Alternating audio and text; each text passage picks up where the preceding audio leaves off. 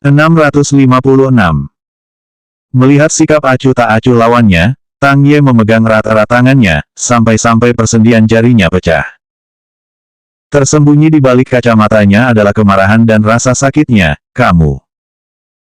Melihat mata Tang Ye yang menyakitkan, Tang Lang menghindari kontak mata dan menutup matanya. Kakak senior, mari kita bertanding. Orang yang menang akan membawa Little Junior Sister pergi. Bagaimana kedengarannya?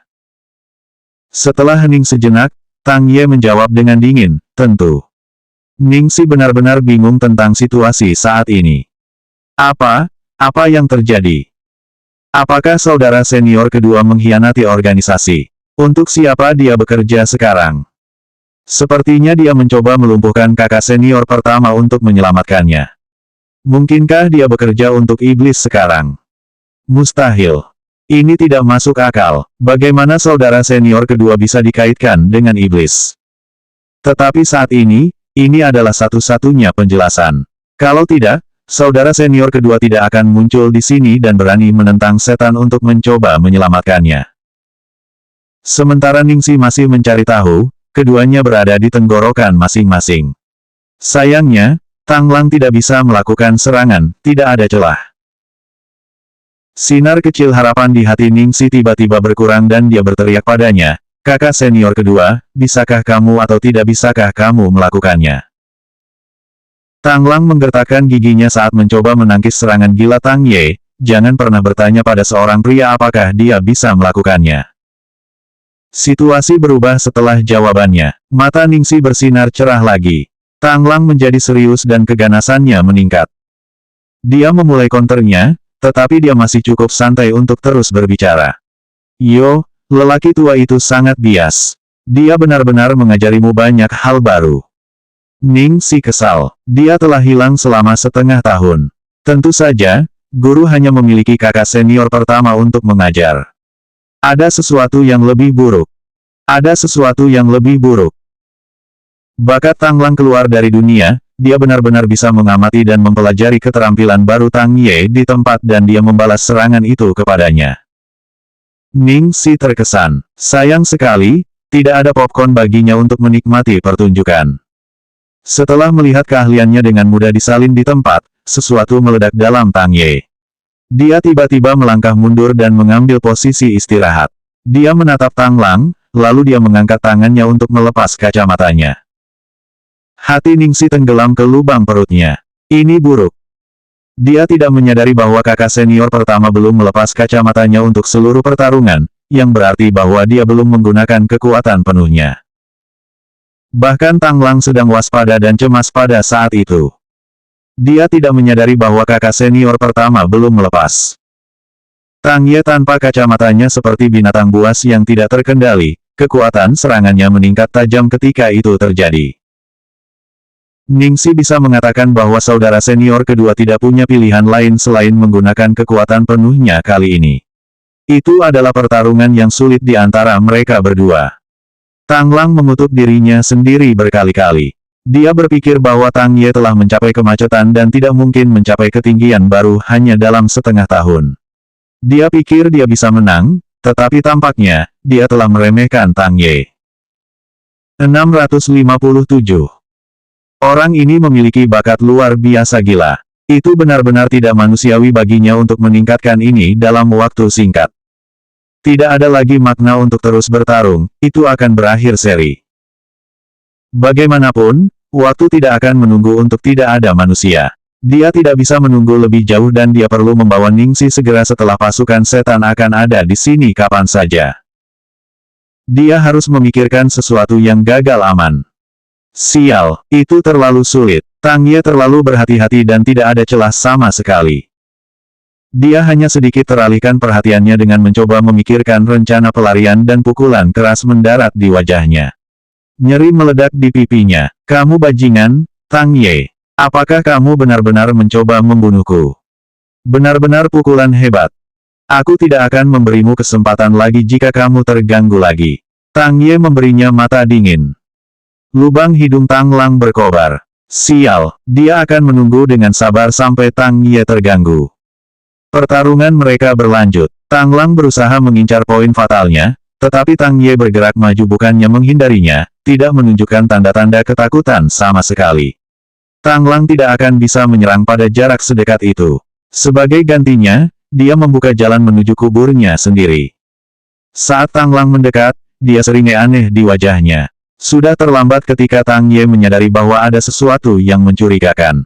Tang Lang secara langsung menciumnya. Mereka berciuman. Tang Lang dengan cepat memegang Tang Ye di tenggorokannya dan mendorongnya ke mobil saat dia terganggu oleh ciuman yang mengejutkan. Dia bergumam, "Kakak senior, kau kalah." Ning Si kaget. "Daam, mataku, kakak senior kedua, itu sangat salah." Selama itu berhasil, Tang Lang bangga dengan taktiknya dan dia tersenyum menoleh ke Tang Ye. "Kakak senior, kamu akan mengakui kekalahan, kan?" Tang Ye menekan keinginannya untuk menghancurkannya menjadi beberapa bagian dan mengambil napas dalam-dalam. Dia telah memenuhi janjinya, "Pergilah. Sesuai keinginan kamu." Seolah takut Tang Ye akan menyesali keputusannya, Tang Lang cepat-cepat mengayunkan Ningsi dan berlari dengan cepat sambil dengan cepat mengirim teks di teleponnya pada saat yang sama, mundur. Di medan perang lainnya, kedua belah pihak terhenti. Udara tegang. Kapten sedang mencoba yang terbaik untuk membujuk setan tetapi tidak berhasil. Waktu berlalu dan fajar menyingsing perlahan, namun kedua belah pihak tidak menunjukkan tanda-tanda mundur. Pria berambut perak itu menguap dan tampak tidak sabar. "Makhluk yang merepotkan, apakah kita bertarung atau tidak?" Ketika Lu Tingqiao akan menjawabnya, dia menerima pesan teks yang mengejutkannya, tetapi dia menutupi reaksinya terhadap konten dengan baik dan tidak ada yang memperhatikan. Dia kemudian memandang pria itu dan dengan anggun berkata, "Terserah Anda." Pria berambut perak itu merasakan haus darah yang kuat dalam dirinya. Feng Jin tidak berencana untuk mengandalkan kewarasan majikannya karena lawan mereka adalah Lu Tingqiao dan ia mengharapkan yang terakhir untuk membuat pilihan yang rasional. Namun, melihat bahwa Lu Tingqiao juga tidak bisa diandalkan, dia sangat bermasalah. Kapten bahkan lebih takut. "Tuan Lu, kita tidak bisa melawan mereka." Dia tidak khawatir tentang hasil pertarungan ini. Amerika nyaris tidak tahan dengan perangnya sekarang dan jika salah satu kekuatan utama mereka dikalahkan di sini, negara-negara lain mungkin mengambil kesempatan dan menyusup ke tanah air. 658, maaf, aku terlambat. SUV kelas militer mendekat dengan cepat. Pintu terbuka dan Menteri Naka turun bersama beberapa bawahannya. Kapten harus memberitahu atasannya tentang situasi yang tidak terkendali. Menteri Naka pergi ke Lu Tingqiao dengan gugup dan mendesak, "Tuan Lu, Anda berjanji untuk menyelesaikan ini dengan damai." "Aku bilang aku akan mencoba," jawab Lu Tingqiao. "Tuan Lu, aku tahu kamu sangat prihatin dengan istrimu, tetapi ada banyak cara lain untuk menyelamatkannya. Belum terlambat untuk bertindak setelah mereka berlayar. Tidak ada gunanya untuk berbentrokan di sini, kan?" Menteri Naka mencoba yang terbaik untuk meyakinkannya. Ekspresi Lu Tingqiao tampak goyah. Menteri melanjutkan dengan bujukannya. Setelah beberapa lama, Lu Tingqiao memutuskan dengan ekspresi gelap, mundur. Pria berambut perak itu mencibir padanya. "Ah, sudah mundur. Apakah aku bahkan membiarkan hal seperti itu?" Dia sudah menebak berdasarkan kepribadian Lu Tingqiao bahwa dia tidak akan pernah melakukan sesuatu yang begitu tidak rasional hanya untuk seorang wanita dan karenanya, perkelahian tidak akan terjadi. Tapi Feng Jin tidak tahu apa-apa, jadi dia dengan cepat pergi untuk memintanya berhenti memprovokasi mereka dan memerintahkan orang-orangnya untuk mundur pada saat yang sama. Pria itu menguap dan kembali ke mobil lapis bajanya dengan ceria. Gadis itu sudah bersamanya dan dia ingin mendapatkannya kembali. Dalam mimpinya, laut adalah wilayah kekuasaannya. Menyaksikan kerumunan bubar, Menteri Naka merasa lega tetapi beberapa kekhawatiran baru muncul di Cakrawala. Lu Tingqiao tidak akan pernah membiarkan mereka pergi karena menculik istrinya yang tercinta. Bagian terburuknya adalah dia tidak tahu rencana apa yang harus diusulkan untuk menyelamatkan Nyonya Lu. Dia baru saja mencoba menenangkan Lu Tingqiao dan berbohong. Jika setan turun ke laut, akan lebih mustahil lagi untuk menyelamatkan siapapun darinya.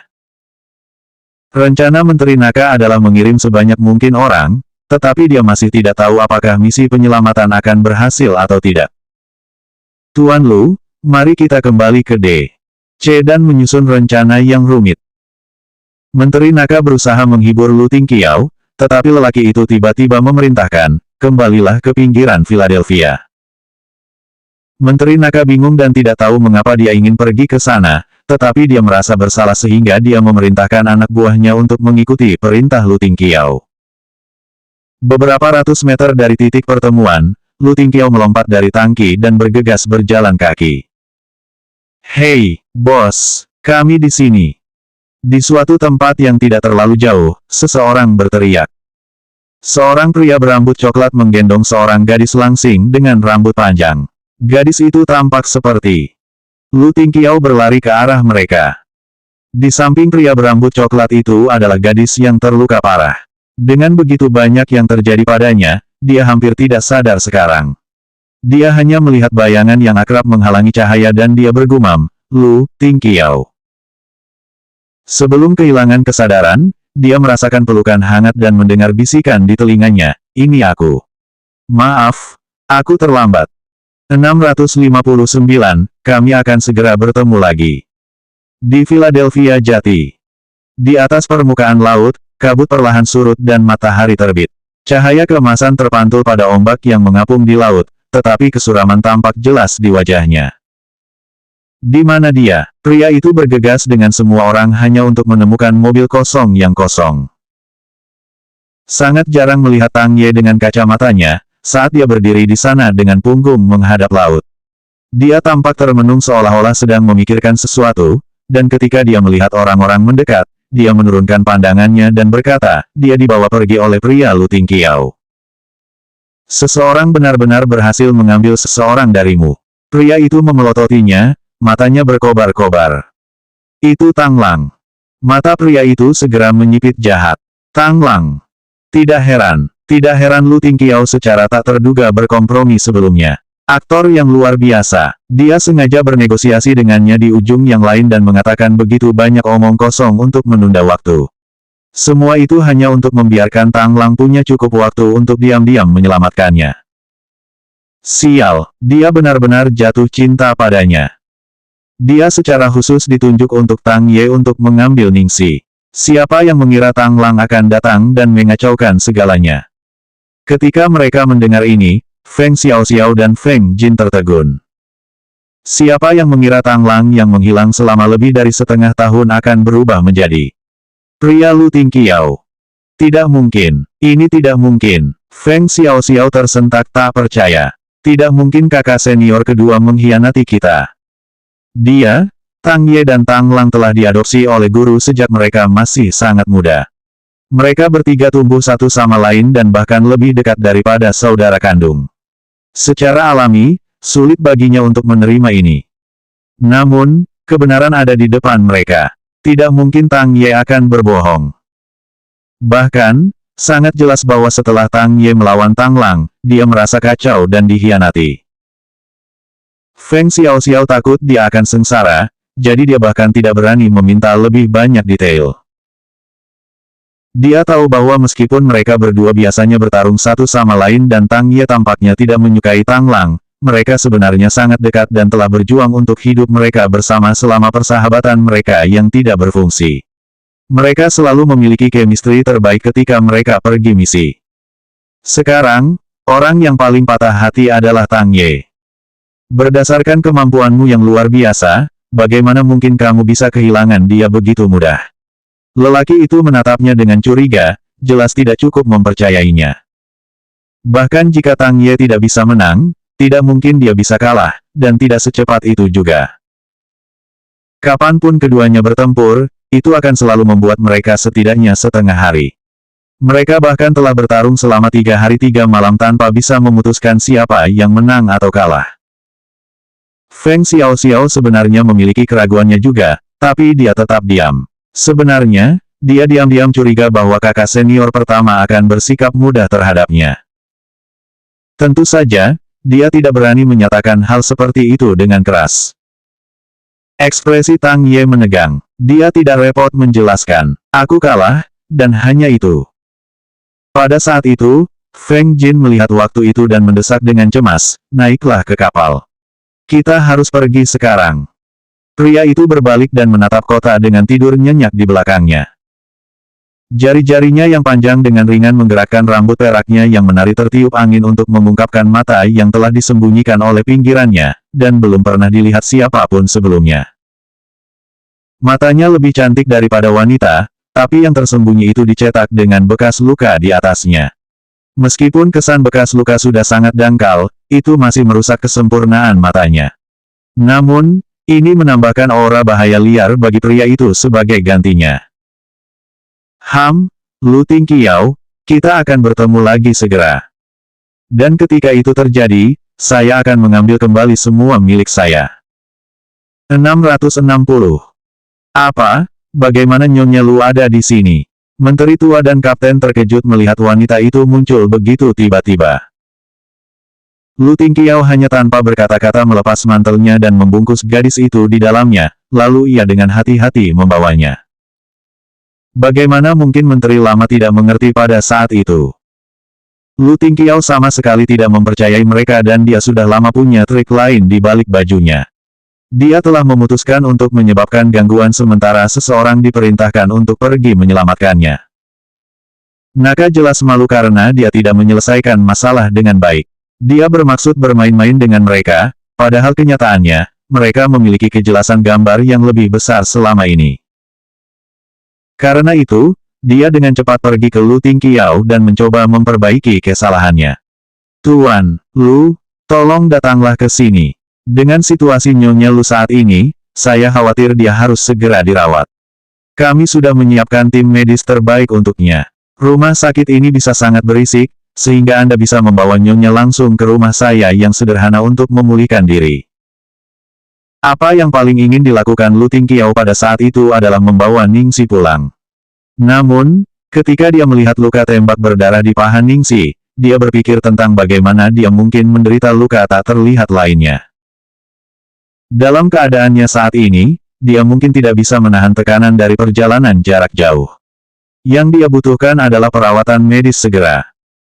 Akhirnya, Lu Tingqiao memutuskan untuk tinggal sementara dan pada saat yang sama, memberikan sedikit perhatian kepada menteri lama. Silakan, menteri. Ketika menteri mendengar ini, dia akhirnya tidak terlalu tertekan dan membuat tim medis bergegas. Tim medis telah berada di belakang tim yang lebih besar sejak awal, jadi mereka pergi dengan cukup cepat. Segera, tandu dibawa dan staf medis yang berpengalaman datang ke Ningxi. Tuan Lu, tolong taruh Nyonya dengan hati-hati di atas tandu. Lu Tingqiao sedikit mengangguk sebelum dengan ringan menurunkan Ningxi.